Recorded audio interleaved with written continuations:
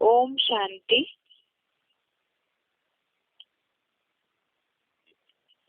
कल network problem के कारण बहुतों को क्लास में प्रॉब्लम हुआ है, इसीलिए कल जो श्लोक और बेसिक कोर्स का टॉपिक लिया है उसी को आज रिपीट करेंगे। श्लोक है दूसरे अध्याय का 35वां श्लोक, अध्याय सेकंड, श्लोक नंबर 35। दूसरे अध्याय का 35वां श्लोक। श्लोक देखिए। भयाजना दुपरतम मत्स्यन्ते त्वां महारथः येषां च त्वं बहुमतो भूत्वा यास्यसि लाघवम्। श्लोक दोबारा। भयाजना दुपरतम मत्स्यन्ते त्वां महारथः येषां च त्वं बहुमतो भूत्वा यास्यसि लाघवम्। श्लोक का संधि विच्छेद है। भयात रणात उपरतम मत्स्यन्ते त्वां महारथः येषां च त्वं बहुमतः भूत्वा यास्यसि लाघवम्। संधि विच्छेद दोबारा देखिए। भयात रणात उपरतम मत्स्यन्ते त्वां महारथः येषां च त्वं बहुमतः भूत्वा यास्यसि लाघवम्। अभी शब्दों का अर्थ देखते हैं। महारथः अर्थात महारथी, त्वं अर्थात तुझको, भयात अर्थात भय से, रणात अर्थात युद्ध से, उपरतम अर्थात विमुख हुआ, मत्स्यन्ते अर्थात मानेंगे, येषां अर्थात जिनके मन में, त्वं अर्थात तेरा, बहुमतो भूत्वा अर्थात अधिक मान है, लाघवम यास्यसि अर्थात वे तुझको तुच्छ समझेंगे। शब्दों का अर्थ दोबारा। महारथः अर्थात महारथी, त्वं अर्थात तुझको, भयात अर्थात भय से, रणात अर्थात युद्ध से, उपरतम अर्थात विमुख हुआ, मत्स्यन्ते अर्थात मानेंगे, येषां अर्थात जिनके मन में, त्वं अर्थात तेरा, बहुमतो भूत्वा अर्थात अधिक मान है, लाघवम यास्यसि अर्थात तुझको तुच्छ समझेंगे। श्लोक का अर्थ है महारथी तुझको भय से, युद्ध से विमुख हुआ मानेंगे, जिनके मन में तेरा अधिक मान है, तुझको तुच्छ समझेंगे।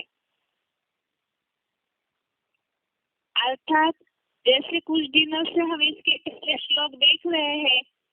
पहले अध्याय में अर्जुन की मनस्थिति खराब थी, युद्ध करने के लिए बहुत सारी उलझने थी उनके मन में। दूसरे अध्याय में जब उन्होंने अपनी बात बोली तो भगवान ने उनको समझाया, और जैसे कि कुछ श्लोकों में हमने देखा देह और शरीर के बीच का अंतर भगवान ने अर्जुन को समझाया कि आत्मा तो अविनाशी है, देह का विनाश होने पर भी आत्मा का कुछ नहीं हो सकता। इसी के साथ साथ आत्मा का पाठ पढ़ाने के बाद ये जो दुनिया है इसके हिसाब से भी भगवान ने अर्जुन को क्षत्रियों के क्या गुण कर्तव्य है वो याद दिलाए कि युद्ध से पीछे हटने से नहीं चलेगा, क्योंकि क्षत्रियों के लिए वही गुण और कर्म दिया हुआ है और उसी में ही कल्याण है। और ये जो धर्म युद्ध है इसके बाद क्षत्रियों के लिए तो सहज सहज ही स्वर्ग के द्वार खुल जाते हैं। इसीलिए ही क्षत्रिय योद्धा होते हुए युद्ध से पीछे नहीं हटना चाहिए। जैसे इसके पहले श्लोक में भी देखा कि अगर अर्जुन युद्ध नहीं करेंगे तो सनातन धर्म जो है उसके स्वधर्म और कीर्ति को नष्ट करके पाप का भागी बनेगा, क्योंकि जो द्वैतवादी द्वापर युग से हिंसक और अलग अलग भ्रष्टाचारी धर्मों की बढ़ोतरी होती है तो वो और ही बढ़ते रहेंगे। उसके कारण संसार में जो दुख और अशांति निर्माण होगी बढ़ती जाएगी, तो उसका सारा परिणाम अर्जुन युद्ध से पीछे हटने के कारण ही हुआ है। ऐसे समझ सम्मानित जो लोग हैं दुनिया के वो अर्जुन के लिए ही अपकीर्ति करने लगेंगे और सम्मानित व्यक्ति के लिए ऐसी जो अपकीर्ति है, ग्लानि है और मौत से भी बढ़कर है। इसमें भी इसी भावार्थ से इस श्लोक में भी अर्जुन को भगवान समझा रहे हैं कि जो महारथी पुरुषार्थी है वे तुझे युद्ध से विमुख हुआ मानेंगे। क्यों विमुख हुआ? क्योंकि भय क्षत्रियों के लिए वास्तव में अर्जुन के लिए यह समझा जाएगा कि विरोधियों के भय से अर्जुन युद्ध से विमुख हो गए, युद्ध से पीछे हटे। और जिनके मन में अर्जुन के प्रति बहुत मान सम्मान है तो वे अर्जुन को तुच्छ समझने लगेंगे। एक बार इस श्लोक का क्लैरिफिकेशन सहित अर्थ देखते हैं। महारथी तुझको क्षत्रिय योद्धा होते हुए भी विरोधियों के भय से धर्म युद्ध से भयभीत व विमुख हुआ मानेंगे। जिनके मन में तेरा महानतम धनुर्धर होने का इतना अधिक मान है वे ही अविनाशी भारत के सत्य सनातनी लोग तुझको तुच्छ समझेंगे। अर्थात इसमें ये बात बताई कि क्षत्रिय जो है उनका तो गुण कर्म ही युद्ध करना है, और ऐसे समय में अगर अर्जुन युद्ध से पीछे हट रहे हैं तो विरोधी महारथी जो है वो यही सोचेंगे कि विरोधियों के भय से, युद्ध के भय से अर्जुन विमुख हो गए या उन्होंने युद्ध भूमि में जाकर के भी वो पीछे हट गए। अर्जुन की ख्याति तो महाभारत में यही दिखाई है। अर्जुन का नाम जो प्रसिद्ध है, फेमस है, वो इसी भावार्थ से, इसी से है कि वो महानतम धनुर्धारी है, एक अच्छा योद्धा है। वैसे देखा जाए तो पांडवों के लिए वो जनता की हितरक्षक है और दुखियों की दुख दूर करने वाले हैं, यही माना गया है। और ऐसे समय में ऐसे महान योद्धा होते हुए भी अगर अर्जुन युद्ध से पीछे हटते हैं तो जो सनातनी धर्म वाले हैं वे तुच्छ समझने लगेंगे कि इतना योद्धा शूरवीर होने के बावजूद भी अर्जुन युद्ध से पीछे हटे। ये तो महाभारत युद्ध में इस तरह से प्रसंग चल रहा है, इस भावार्थ से इस बात को बताया गया कि अर्जुन को युद्ध से पीछे हटने के लिए न हटे अर्जुन, इसके लिए ही भगवान उन्हें समझा रहे हैं कि क्षत्रियों का जो मान मर्तबा होता है दुनिया में वो कम हो जाएगा, और खास करके अर्जुन का सब लोग उन्हें गलत नजर से देखने लगेंगे। अब यहाँ बात है कि अर्जुन के मन में जो बात चल रही थी युद्ध भूमि में, वो तो हमने पिछले कुछ श्लोकों में देखा है। जैसे अर्जुन के मन में यही था कि जो सगे संबंधी है उनसे मैं युद्ध कैसे करूंगा, मोह आ रहा था उनके मन में। दूसरी बात, जो सम्माननीय गुरु है या तो आचार्य है और पितामह है, ये पूजनीय भी है, कि इनसे युद्ध कैसे करेंगे। और ऐसा से युद्ध करके अर्जुन के मन में ये भावना आ रही थी कि ऐसा से युद्ध करके तो मैं रक्त से सने हुए भोगों को ही भोगूंगा।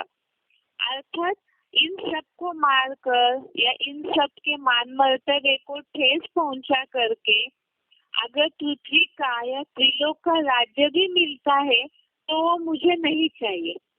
अर्थात अर्जुन के मन में तो हिंसा न हो, किसी को दुख न पहुंचे, या तो अपने जो गुरु आचार्य है उनके प्रति जो मान सम्मान है, या तो जो संबंधी है उनके प्रति जो मोह है, उसके कारण वास्तव में अर्जुन पीछे हटने के लिए सोच रहे थे।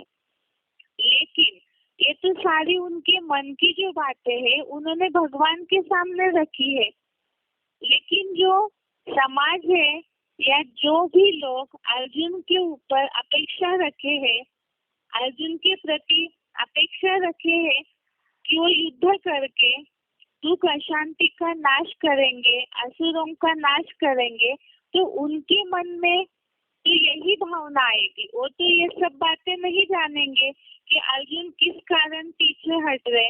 वो यही सोचेंगे कि योद्धा है, योद्धा होते हुए भी युद्ध भूमि में आकर के भी पीछे हट गए, अर्थात युद्ध में भयभीत हो गए, विरोधियों से भय लग रहा है, इसीलिए ही अर्जुन पीछे हट रहे हैं। तो इस भाव से जो अविनाशी भारत के सनातनी लोग हैं वो अर्जुन को तुच्छ समझने लगेंगे। इसीलिए भगवान अर्जुन को क्षत्रिय पने की पहचान दिला करके, अर्थात जो पुरुषार्थी जीवन में मायावी जो युद्ध है, सत्य असत्य का युद्ध है, कौरव पांडवों के बीच में जो युद्ध है, तो उससे पीछे न हटने के लिए अर्जुन को समझाया है।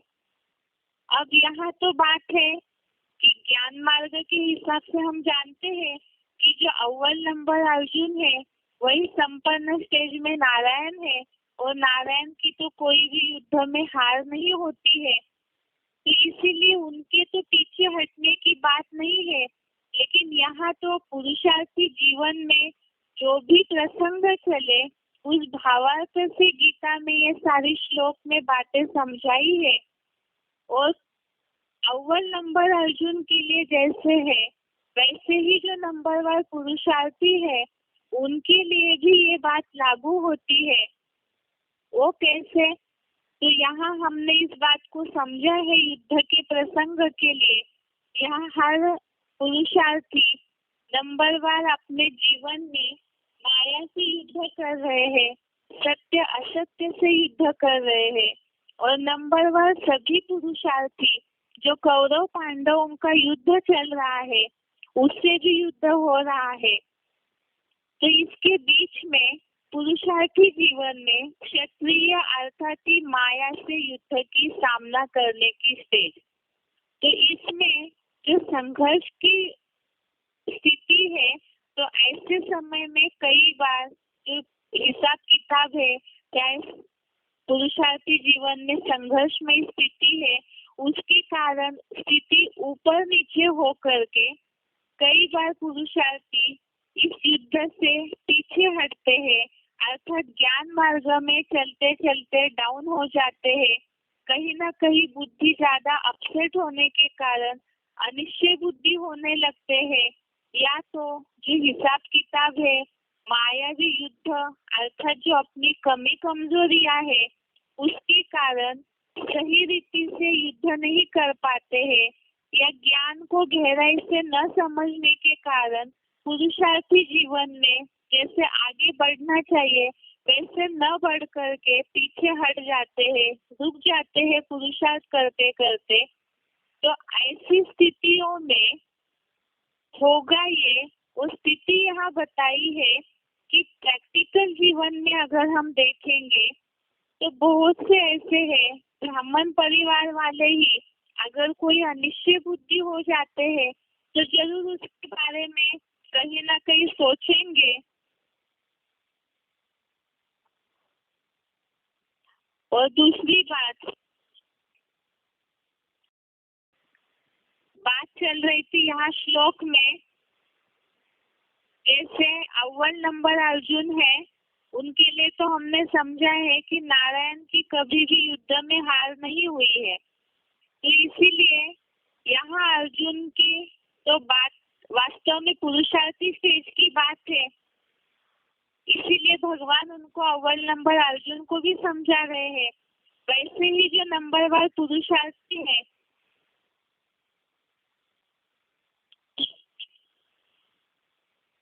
अव्वल नंबर अर्जुन के लिए बात चल रही थी कि अव्वल नंबर अर्जुन जो है वही नारायण है और नारायण की तो कहीं भी युद्ध में हार नहीं दिखाई जाती है। और जो नंबर वन पुरुषार्थी है पुरुषार्थियों के लिए भी जैसे हम पहले से देखते आए हैं कि पुरुषार्थी जीवन में भी ब्राह्मणों की जहाँ माया की युद्ध से स्टेज है, माया से युद्ध की स्टेज यही क्षत्रिय पना है।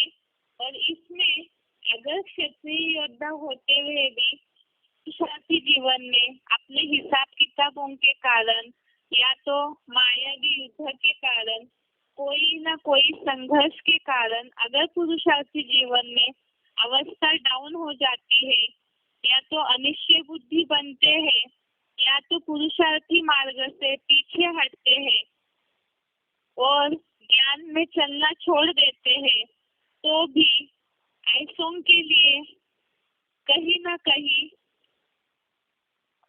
लोग जो जानते हैं कि ये ज्ञान में चल रहे हैं, बहुत ऐसे हैं जो अज्ञानी लोग बोलते समय तो भले बोलते होंगे कि ज्ञान में चल रहे हैं या इस तरह की धारणाएं अपनाते हैं, लेकिन कहीं ना कहीं मन में ये रहता है कि जो धारणाएं हम नहीं कर पा रहे हैं वो ज्ञान में चलने वाले कर रहे हैं। ऐसे समय में अगर इस तरह से संघर्ष की स्थिति से पीछे हट के डाउन होकर के ज्ञान में चलना छोड़ते हैं, तो जिनके भी मन में थोड़ा बहुत रिगार्ड है या जो सोचते हैं कि ज्ञान में चल रहे हैं, तो अज्ञानी लोग भी कहीं ना कहीं गलत नजर से देखेंगे। और दूसरा ब्राह्मण परिवार में भी जो पुरुषार्थी है सहयोगी पुरुषार्थी रहते हैं, तो ऐसों के मन में भी कहीं ना कहीं आएगा अनिश्चय बुद्धि बन गए, कहीं ना कहीं पुरुषार्थी जीवन में हार मान ली। तो इसीलिए वास्तव में यहाँ बात है जो यहाँ बात आई है भय से या तो भयभीत हुए विमुख हो गए, भयभीत होकर के युद्ध से पीछे हट गए। तो दूसरे अध्याय के ही आगे श्लोक में ये बात आई है नेहाभिक्रम नाशोस्ति, अर्थात आत्मिक स्थिति का अभ्यास कर्म योग का अभ्यास जो है वो भय से मुक्ति दिलाता है। तो लगातार अगर याद की स्टेज की प्रैक्टिस करते हैं तो ये जो संघर्षमयी युद्ध की स्थिति है इसमें कभी भी डाउन नहीं होंगे। अगर डाउन हो जाते हैं पीछे हटते हैं ज्ञान मार्ग में चलते चलते, तो कहीं ना कहीं सबकी नजरों से गलत साबित हो जाएंगे, गलत ठहराए जाएंगे। इसे ही यहाँ श्लोक के भावार्थ में शब्द यूज किया है, सत्य सनातनी लोग तुझको तुच्छ समझेंगे। तो इसीलिए ही युद्ध भूमि से पीछे नहीं हटना चाहिए, पुरुषार्थी जीवन में लगातार युद्ध अर्थात पुरुषार्थ तो करते ही रहना है। जैसे बताया कि जितने भी महान लोग होते हैं तो उन्होंने जो भी जीवन में संघर्ष किया है तो लोग वो संघर्ष को तब देखेंगे, लोग पहले देखते हैं रिजल्ट क्या है, उसके बाद ही उनके जीवन की संघर्ष वाली स्थिति जो है उस पे इतिहास के पन्ने पलटाए जाते हैं। तो इसी तरह से यहाँ भी देवता पद की प्राप्ति करना है, इतने सारे हिसाब किताब चुटू करने हैं तो इसमें बहुत बड़ा संघर्ष है। इसीलिए क्षत्रिय होते हुए युद्ध भूमि से पीछे नहीं हटना चाहिए, नहीं तो बताया सनातनी लोग तुझको तुच्छ समझेंगे। अब यहाँ अव्वल नंबर अर्जुन के लिए भगवान समझा रहे हैं, वैसे ही जो नंबरवार पुरुषार्थी है उनको भी इस श्लोक से ये सीख लेनी है। अब यहाँ पे दोबारा इस श्लोक का अर्थ पढ़ते हैं। महारथी तुझको क्षत्रिय योद्धा होते हुए भी विरोधियों के भय से, धर्म युद्ध से भयभीत व विमुख हुआ मानेंगे। जिनके मन में तेरा महानतम धनुर्धर होने का इतना अधिक मान है, वे ही अविनाशी भारत के सत्य सनातनी लोग तुझको तुच्छ समझेंगे। एक बार इस श्लोक का अर्थ सुनते हैं उच्चारण सहित।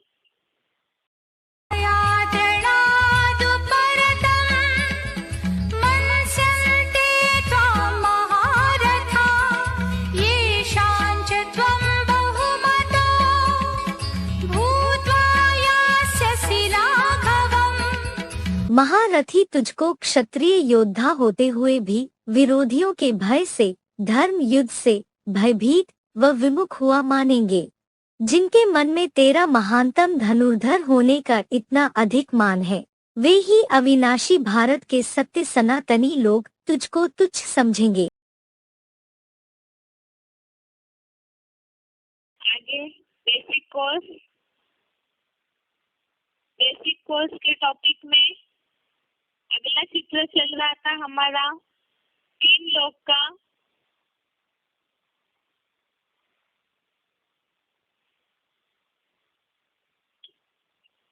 बेसिक कोर्स के टॉपिक में हमारा चित्र चल रहा था 3 लोग का। 3 लोग के चित्र में ये समझाया था, जब भी कोई नए जिज्ञासु आते हैं उनको आत्मा का पाठ समझाने के बाद 3 लोग का चित्र शुरू करने के पहले आत्मा का जो परिचय हमने समझाया है तो उसका शॉर्ट में एक बार रिपीटेशन करना चाहिए। और शॉर्ट रिपीटेशन बताया था कल, जैसे आत्मा और शरीर में क्या अंतर है। आत्मा ज्योति बिंदु है, त्रिपुटी के बीच में रहती है, और आत्मा निर्लेप नहीं है, एक शरीर छोड़ दूसरा लेती है, तो प्रकृति के तत्वों के बंधन में आकर के पुनर्जन्म में आते रहती है। जन्म मरण के चक्र में आते आते देह के सुखों में आसक्त होने के कारण अपने स्वरूप को भूल जाती है और अपने को विनाशी देह समझने लगती है। साथ में ही ऐसे पर धर्म अर्थात देह के धर्म में उलझने के कारण 5 विकारों की निर्मित हुई। इसके कारण ही मनुष्य आत्माएं पतित और दुखी बन जाते हैं, और उन्हें फिर से पावन और सुखी बनाने के लिए ही भगवान इस सृष्टि पर आते हैं। तो भगवान का ज्ञान और भगवान की याद रूपी खुराक लेकर के आत्मा रूपी बैटरी को चार्ज करना होता है। इस तरह से हमने आत्मा के बारे में बहुत सी बातें समझाई है पहले पार्ट में ही। अब जिज्ञासुओं को हम पहली बार में ही यदि इस बात को समझाते हैं, या तो डायरेक्ट 3 लोग का चित्र चालू करेंगे तो इंटरेस्ट नहीं आएगा। तो समझाते समय को किसी को भी उनकी जिज्ञासा को जागरूक कीजिए, उन्हें प्रश्न पूछिए, और साथ में हमें अगला चित्र क्यों समझा रहे हैं इसका शॉर्ट परिचय भी उन्हें देना है। तो इसीलिए ही कुछ प्रश्न है कि जिज्ञासुओं को पूछने चाहिए।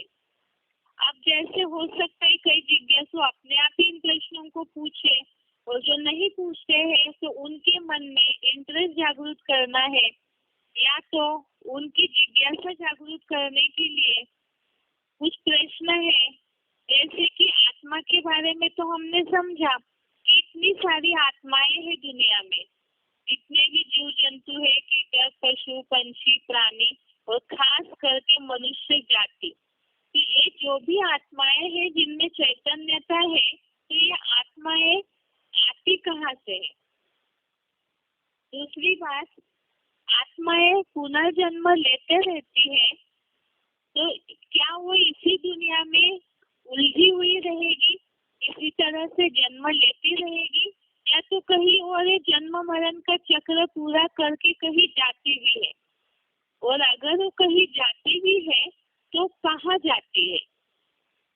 अर्थात इस सृष्टि से भी कोई दूसरा लोक है जहाँ आत्माएं जाती है, और आत्माएं इस सृष्टि पर आई कहाँ से है, कब आई है, क्यों आई है, और ये जो जन्म मरण का हमारा चक्र चल रहा है, काल चक्र है, इसमें कितने जन्म लिए, अभी हमारा कौन सा जन्म चल रहा है, और आत्मा क्या इस दुखी सृष्टि से कभी मुक्त हो सकती है। अगर मुक्त हो सकती है तो कब तक के लिए, ये सदा काल के लिए मुक्ति या मोक्ष संभव है, अगर है तो कैसे, और नहीं है तो क्यों नहीं है, और उसके लिए ही जीवन में रहते हुए भी कोई सुखी है, कोई दुखी है, इसका क्या राज है। ऐसे बहुत सारे प्रश्न है इस सृष्टि के बारे में, सृष्टि के आदि मध्य अंत के बारे में, इस सृष्टि के ऊपर क्या है, सूरज चांद सितारों से भी ऊपर क्या है। इसके लिए अलग अलग शास्त्रों में, अलग अलग धर्मों में मान्यता है। तो सारी चीजें क्या है, ये सारी बातों का जो जवाब है वो ये जो चित्र है तीन लोक का, इस चित्र में हमें इसके सारे जवाब जो है वो मिलते हैं। अब सबसे पहले ये समझना है कि तीन लोक का चित्र देखिए, जिनके पास भी किताब है वो सब तीन लोक का चित्र में देखिए कि सीधा ही हम चित्र के बारे में विस्तार में नहीं समझाएंगे। सबसे पहले जिज्ञासुओं को चित्र का संक्षिप्त परिचय देंगे। ये तीन लोक का चित्र है। इस तीन लोक के चित्र में सबसे ऊपर जहाँ लाल लाल प्रकाश, कुछ केसरी कलर का प्रकाश दिखाया हुआ है, और उसमें ही कुछ बिंदी बिंदी बिंदी आत्माओं की, ये तो हमने पहले पाठ में जिज्ञासुओं को समझाया है कि आत्मा बिंदी है, ज्योति का कण है। तो ऐसे ही ये बिंदी आत्माओं की कुछ रचना सेटिंग सहित ऊपर दिख रही है। तो ये क्या चीज है, इसे ही बोला हुआ है मूल वतन, अर्थात मूल है, शुरुआत है, शुरुआत का वतन है, अर्थात घर है। इसे ही ब्रह्मलोक कहा जाता है, पारलोक कहा जाता है। तीन लोक के चित्र में वैसे तो जिन्होंने भी एडवांस कोर्स लिया है, जो भी इस गीता क्लास से जुड़े हुए हैं, सभी तो एडवांस में चलने वाले ही है। तो तीन लोक का चित्र जो बेसिक में समझाया जाता है, इसमें परम धाम की पहचान दी जाती है, तो वो चित्र सभी जानते ही हैं। इसमें सबसे ऊपर जो ये परम धाम का चित्र है, जहाँ लाल लाल प्रकाश दिखाया हुआ है, इसे ही मूल वतन कहा जाता है। ये मूल वतन 5 तत्वों की दुनिया से परे एक अलग छठवां तुरीय तत्व है, अर्थात वो सदैव ही प्रकाशित रहता है। यही मूल वतन को ही ब्रह्मलोक, पारलोक कहा जाता है, और इसे ही परम धाम या शांति धाम भी कहा है। ये परम धाम अर्थात परे से परे श्रेष्ठ धाम है, और ये श्रेष्ठ धाम ही आत्माओं का, और खास करके जो परम पिता परमात्मा आत्माओं के बाप है, सुप्रीम सोल ज्योति बिंदु, उनके रहने का ये स्थान है जिसे ही परम धाम, शांति धाम, मूल वतन कहा जाता है। इससे थोड़ा नीचे आइए, यहाँ पर ब्रह्मा, विष्णु और शंकर की पूरी दिखाई गई है। यहाँ चित्र में यहाँ पे पहले शंकर की पूरी अर्थात एक जो चित्र है उसमें ही अलग अलग विभाग करके दिखाए हुए हैं। पहले शंकर को बैठे हुए दिखाया है, फिर विष्णु को, उसके बाद ब्रह्मा को। तो ये जो परम धाम से नीचे दिखाया हुआ है अलग एक पार्ट, तो उसे ही सूक्ष्म वतन कहा जाता है। सूक्ष्म इस चीज में ही अर्थ समाया हुआ है कि जहाँ सूक्ष्मता रहती है। परम धाम जो है एक अलग सूर्या तत्व है जहाँ आत्मा अपने मूल ज्योति बिंदु स्टेज में रहती है, और सूक्ष्म वतन जहाँ सूक्ष्म शरीरधारी रहते हैं, इसे ही बेसिक कोर्स के हिसाब से ब्रह्मा, विष्णु, शंकर की पूरी के रूप में दिखाया जाता है। तो ये सूक्ष्म वतन अर्थात यहाँ भी 5 तत्वों का कोई कनेक्शन नहीं रहता है, लेकिन सूक्ष्म शरीरधारियों के रूप में जो वतन है उसे ही सूक्ष्म वतन कहा गया है। अर्थात सूक्ष्म शरीरधारियों की रहने का जो स्थान है वो सूक्ष्म वतन है, और इसी चित्र में ब्रह्मा, विष्णु, शंकर जो सूक्ष्म स्टेजधारी देवताएं हैं उन्हें दिखाया जाता है। उससे नीचे सूरज, चांद, सितारों की दुनिया दिखाई हुई है।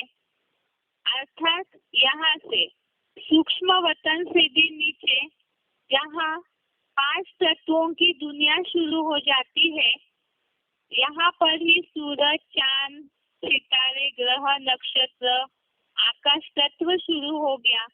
और इससे ही नीचे फिर जहाँ पृथ्वी का ग्लोब दिखाया हुआ है, पृथ्वी दिखाई हुई है और उसमें उल्टा झाड़ दिखाया हुआ है।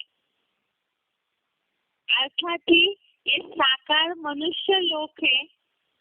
अर्थात इस सृष्टि पर हम रह रहे हैं, वो सृष्टि को ही जो 5 तत्वों की सृष्टि है, यहाँ मनुष्य, प्राणी सब अपने 5 तत्वों से मिले हुए जो प्रकृति का पुतला है पंच महाभूतों का, इस साकार शरीर में रहते हैं। तो इसीलिए इसे साकारी मनुष्य लोक बताया हुआ है। और यहाँ पर ही आत्माएं इस सृष्टि पर ही साकार शरीर धारण करके जन्म मरण के चक्र में आते रहते हैं। तो इसे साकार लोक के रूप में दिखाया हुआ है। तो इस तरह से 3 लोक का चित्र इसे क्यों बोला हुआ है? क्योंकि ये चित्र अर्थात आत्माओं की जो गति है वो 3 रूप में होती है। सबसे पहले यहाँ साकारी मनुष्य लोक है। वैसे तो आत्मा मूल रूप में ज्योति बिंदु स्टेज में रहती है, तो उसकी मूल यहाँ बताया आत्मा आदि अनादि है।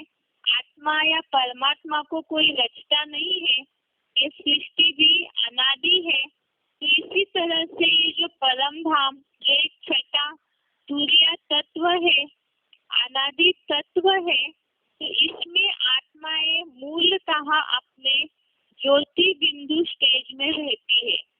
तो यह आत्माओं की आत्मलोक से शुरुआत है, जहाँ आत्मा अपने मूल रूप में रहती है।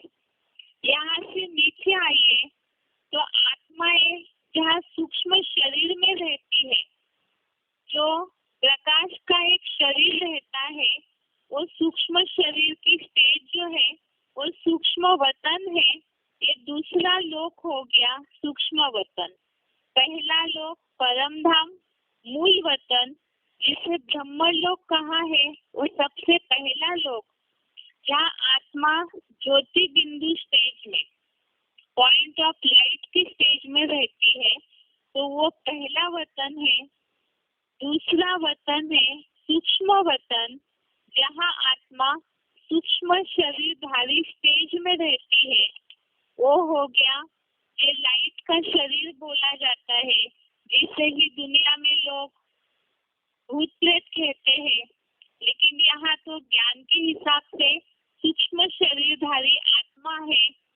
और तीसरा लोक है साकारी मनुष्य लोक, अर्थात यहाँ से जहाँ से सूरज चांद सितारों की दुनिया शुरू हो गई, 5 तत्वों की दुनिया चालू हो गई, तो वहां पर से ही साकारी मनुष्य लोग, जहाँ अभी हम इस सृष्टि पर बैठे हुए हैं, जन्म मरण के चक्र में आते हैं।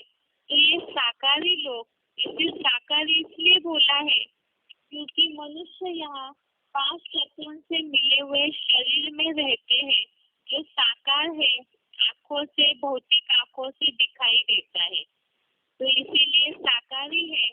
सूक्ष्म शरीर जो भौतिक आंखों से दिखाई नहीं देता, तो लाइट का शरीर होता है, वो सूक्ष्म शरीर है। और आत्मा जो ज्योति का कण है, वो अति सूक्ष्म प्रकाश, ये जो 5 तत्वों से परे अनादि तत्व है, वैसे है बिल्कुल ज्योति का कण, बहुत ही अति सूक्ष्म, जो भौतिक आंखों से या इस दुनिया से कोई भी यंत्रों से जो आत्मा दिखाई नहीं देती, वो मूल स्टेज में परम धाम में रहती है। तो ये 3 लोक का चित्र हो गया। इसमें एक तो संक्षिप्त परिचय दिया हमने इस चित्र का, क्योंकि चित्र देखते ही जो नए जिज्ञासु है उनको बहुत क्यूरियोसिटी रहती है, जिन्होंने कभी भी पहले ऐसे चित्र नहीं देखे, जिन्हें बहुत सृष्टि के आदि मध्य अंत का राज जानने की इच्छा रहती है। तो इसीलिए ही चित्र को दिखा के उसका संक्षिप्त परिचय पहले समझाना है। उसके बाद फिर से आइए परम धाम के बारे में थोड़ा सा विस्तार से जानकारी लेते हैं, जिसमें श्लोक के आधार से भी परम धाम के लिए क्या बोला है। और ये परम धाम इसे केवल ज्ञान मार्ग में ही समझा जाता है, ऐसे भी नहीं है। बहुत से ऐसे धर्म है दुनिया में जो परम धाम को अलग अलग नाम से मानते हैं, क्योंकि आत्माएं जो है उनका कोई अलग धर्म नहीं होता है। ये तो हमने आत्मा के पाठ में समझाया है जिज्ञासुओं को। आत्मा मूल रूप में केवल ज्योति का कण है। जब वो शरीर धारण करती है तब धर्म, जाति, भेद निर्माण होते हैं। और इसीलिए ही जितने भी धर्म वाले हैं, पंथ वाले हैं, अर्थात इस मनुष्य सृष्टि पर जितने भी मनुष्य है तो सब आत्माएं ही। और सबको विनाश के बाद जाना तो सबको अपने घर ही है। इसीलिए ही सारी आत्माओं को ही परमात्मा उनके मूल घर का परिचय देते हैं। वो मूल घर जो है, अर्थात मुख्य घर, जो आत्माओं का रहने का मूल स्थान है, निवास स्थान है, तो इसीलिए ही उसे मूल वतन कहा गया है। मूल माना मुख्य, शुरुआत, आदि, अनादि है। और वतन अर्थात घर है, रहने का स्थान है। इसी के लिए ही परम धाम को मूल वतन कहा गया है। दूसरा, इसे ही निराकारी दुनिया भी कहा जाता है, क्योंकि वहाँ 5 तत्वों का, भौतिकता का, या ये जो जड़ तत्व है, कोई भी जड़त्वमय चीज का वहाँ नाम नहीं होता है। तत्वों से परे एक अलग छठा तुरीय तत्व है। तुरीय अर्थात अलग, इसका कोई इस दुनिया से कनेक्शन ही नहीं है। तो इसीलिए ही उसे निराकारी दुनिया भी कहते हैं। और इसे ही आत्माओं का रहने का स्थान है, इसीलिए आत्मा लोक भी कहा जाता है। और परम धाम में जहाँ पर आत्मा मूल स्टेज में रहती है, साइलेंस शांति की स्टेज में रहती है, जहाँ वाणी का कोई नामो निशान नहीं, बोल चाल का हलन चलन का कोई नामो निशान नहीं है, तो इसीलिए ही उसे निर्वाण धाम भी कहा जाता है। इसे ही दुनिया में लोग कहते हैं पार निर्वाण गया। वास्तव में इस सृष्टि पर रहते रहते सबको जन्म मरण के चक्र में आना होता है। एक पार निर्वाण जाने की जो बात है वो केवल एक ही बार महाविनाश के बाद ही सारी आत्माएं इस निर्वाण धाम अर्थात परम धाम में जाते हैं। इसे ही शांति धाम या साइलेंस वर्ल्ड कहा जाता है। अब जहाँ वाणी ही नहीं होगी तो वहाँ शांति का अखुट भंडार है, वो साइलेंस वर्ल्ड है। इसके लिए ही हम मुरलियों में भी सुनते हैं टॉकी, मूवी और साइलेंस। टॉकी अर्थात वाणी की जो स्टेज है वो साकार मनुष्य लोक है। मूवी जहाँ इशारे की भाषा है वो सूक्ष्म वतन है, और साइलेंस अर्थात शांति धाम और परम धाम की स्टेज है। इसे ही मुक्ति धाम भी कहा जाता है, क्योंकि आत्माएं 5 तत्वों के बंधन से मुक्त होकर के जहाँ रहती है तो वो परम धाम ही मुक्ति धाम भी कहा जाता है। और इसे ही ब्रह्मलोक या तो ब्रह्म महातत्व भी कहा जाता है। अर्थात ये ब्रह्मांड भी है जहाँ आत्माएं अंडे मिसल रहती है। अंडे मिसल अर्थात बहुत छोटे मेन आत्मा बीज है, तो बीज रूप स्टेज में रहती है, इसीलिए इसे ब्रह्मांड भी कहा जाता है, ब्रह्म महातत्व भी कहा जाता है। परम धाम के नाम अभी बताए। जो लोग नोट कर रहे हैं वो उसे नोट कर लीजिए। दोबारा नाम को रिपीट कर रहे हैं। परम धाम के लिए ही मूल वतन कहा जाता है, जहाँ आत्माएं मूल स्टेज में रहती है। इसे ही निराकारी दुनिया भी कहा जाता है, क्योंकि आत्माएं जहाँ निराकारी स्टेज में रहती है, ज्योति बिंदु की स्टेज में रहती है। ज्योति का कण है, इसका आकार दिखाई नहीं देता, ना वर्णन किया जा सकता है, इसीलिए उसे निराकारी दुनिया कहा जाता है। आत्माओं के रहने का स्थान है, इसीलिए इसे आत्मलोक भी कहा जाता है। वाणी का कोई नामो निशान नहीं है, इसीलिए इसे निर्वाण धाम कहा जाता है। इसे ही दुनिया वाले पार निर्वाण गया ऐसे कहते हैं। यहाँ ही वाणी का कोई नामो निशान नहीं, तो शांति ही शांति है, आवाज नहीं रहता बिल्कुल, तो परम धाम श्रेष्ठ से श्रेष्ठ धाम को ही शांति धाम या साइलेंस वर्ल्ड भी कहा जाता है। और इसे ही मुक्ति धाम भी कहा जाता है, क्योंकि आत्माएं यहाँ 5 तत्वों के पुतले से निकल करके मुक्त अवस्था में रहती है, इसीलिए ये मुक्ति धाम भी है। परम धाम को ही ब्रह्मांड, ब्रह्मलोक, ब्रह्म महातत्व भी कहा जाता है। ब्रह्मांड इसीलिए क्योंकि आत्माएं अंडे मिसल रहती है। अंडे मिसल यहाँ भावार्थ ये है, आत्मा अपने बीज रूप स्टेज में, मूल जो स्टेज है आत्मा की बीज रूप ज्योति बिंदु, उस स्टेज में रहती है।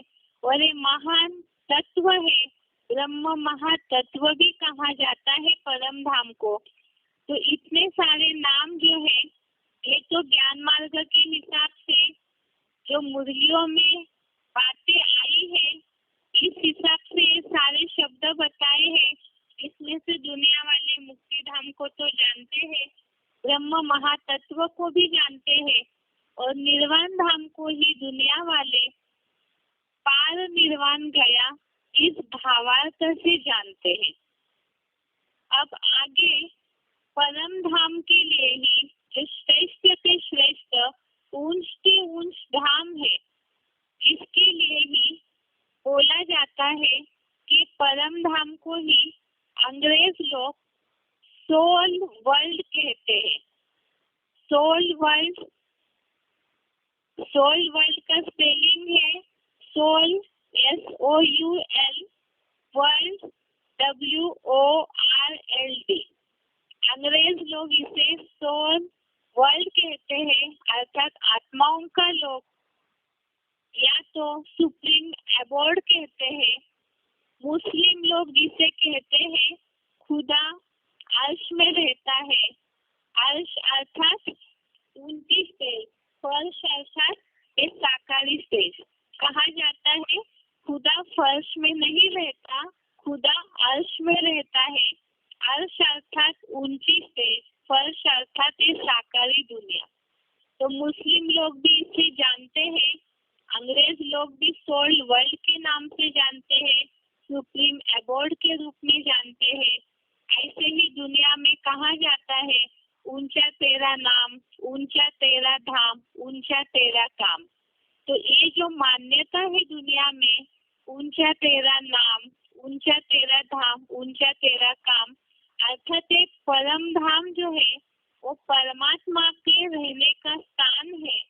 और सब जानते हैं कि जो पिता का रहने का स्थान है वही बच्चों का भी है, तो आत्मा रूपी बच्चों के रहने का भी वो स्थान है परम धाम।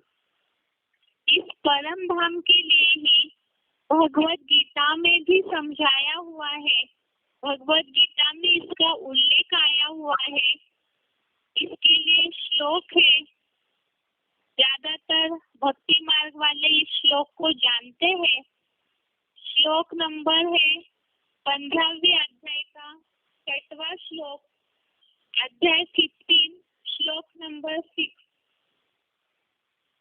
आप सभी भी अपने किताब में देखिए, परम धाम का उल्लेख गीता में जिस श्लोक में आया है 15वें अध्याय का 6वां श्लोक, श्लोक है न तद भासयते सूर्यो न शशांको न पावकः यद गत्वा न निवर्तन्ते तत् धाम परमं मम। श्लोक दोबारा देखिए, न तत् भासयते सूर्यो न शशांको न पावकः यत् गत्वा न निवर्तन्ते तत् धाम परमं मम। अर्थात उसको न सूर्य न चंद्र न अग्नि भाषित होती है, जहाँ जाकर नहीं लौटते, वह मेरा परम धाम है। श्लोक का अर्थ बताया कि उसको अर्थात उस परम धाम को न सूर्य न चंद्र न अग्नि भाषित होती है, अर्थात इस 5 तत्वों से बहुत अलग वो तुरीय तत्व है, जहाँ जाने के बाद वापिस नहीं लौटते हैं, वो मेरा परम धाम है। तो ये श्लोक का भावार्थ तो हो गया। एक बार इसे क्लैरिफिकेशन सहित देखते हैं।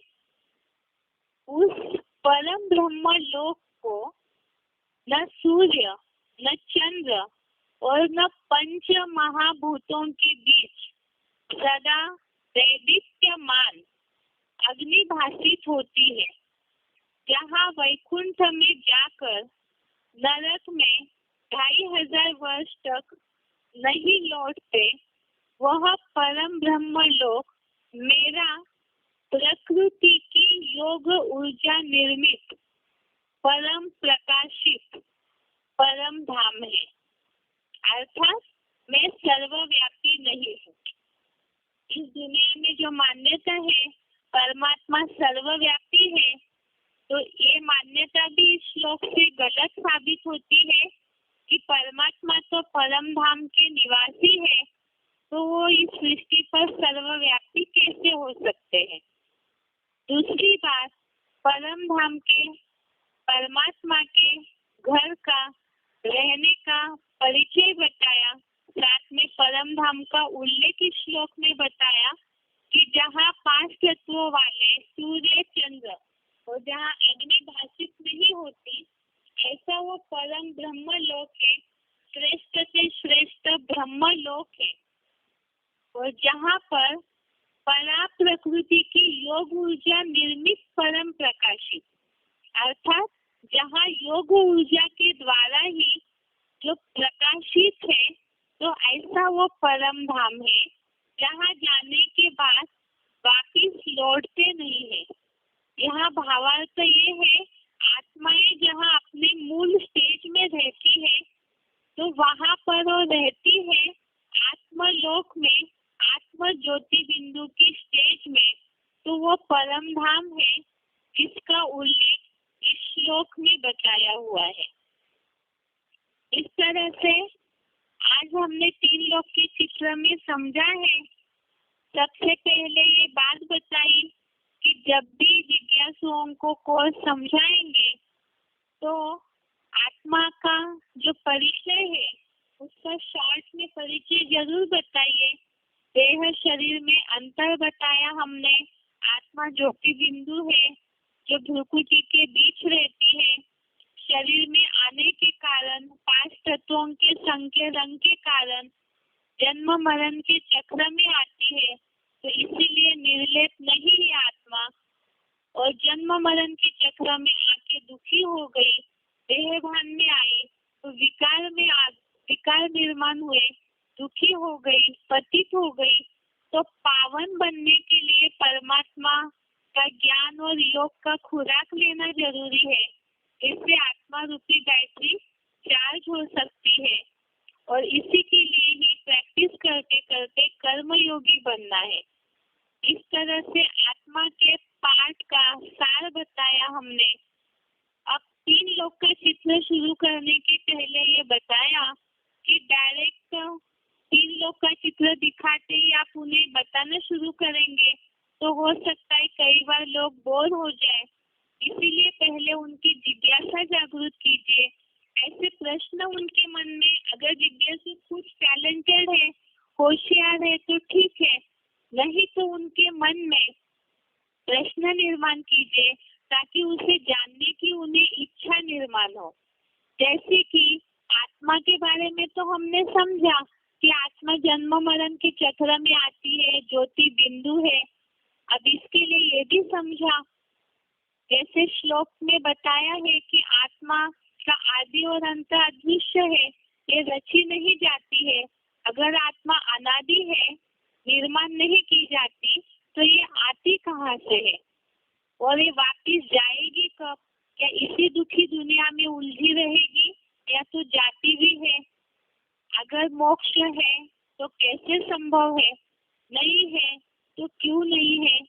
क्या हमेशा के लिए मुक्त हो सकते हैं? कैसे हो सकते हैं? आत्मा इस लोक में है तो फिर और दूसरे लोक में जाती भी है या नहीं जाती है? और आत्मा सुख शांति की महसूस कब करेगी? ऐसे बहुत सारे प्रश्न निर्माण कीजिए और उसके बाद फिर 3 लोक के चित्र का शॉर्ट परिचय बताइए, जिसमें हमने अभी समझा कि 3 लोक का चित्र जो है, इसे 3 लोक क्यों बोला है, क्योंकि ये जो पूरा ब्रह्मांड, ये जो सृष्टि है या ये जो भी है वातावरण, ये 3 लोक में बटा हुआ है। इसमें सबसे पहले मूल वतन अर्थात परम धाम जो लाल प्रकाश के रूप में दिखाया है, बीच वाला हिस्सा सूक्ष्म वतन है, ये दूसरा लोक है, और नीचे साकार मनुष्य लोक जहाँ 5 तत्वों में आत्माएं बंधी रहती है। इसके बाद परम धाम के हमने अलग अलग नाम समझे और परम धाम के लिए गीता में क्या बताया है उस श्लोक के बारे में समझा।